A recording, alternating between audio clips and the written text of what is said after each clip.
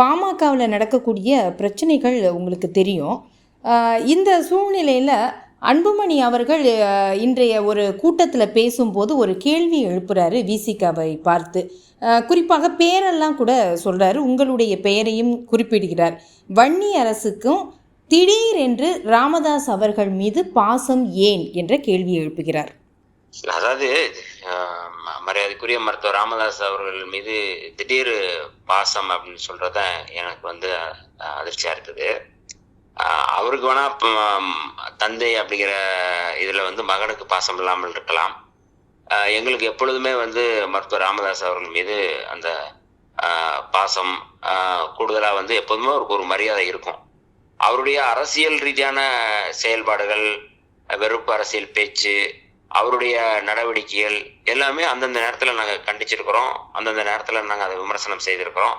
அந்த அரசியல் நிலைப்பாடு அப்படிங்கிறது வேறு. ஆனால் தனிப்பட்ட முறையில் மருத்துவர் ராமதாஸ் அவர்களுடைய இடதுசாரி அரசியலை நாங்கள்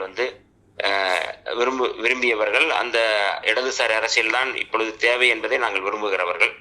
அப்படியான ஒரு அரசியலுக்கு அவர் வருவது போன்ற ஒரு நிலைப்பாடு எடுத்திருக்கும் பொழுது அந்த பாசம் இருக்கத்தான் செய்யும். அதனால் அவருக்கு பாசம் இல்லாமல் இருக்கலாம். ஆனால் எங்களுக்கு எப்பொழுதுமே மருத்துவர் ராமதாஸ் அவர்கள் மீது எப்பொழுதுமே ஒரு மரியாதை உண்டு.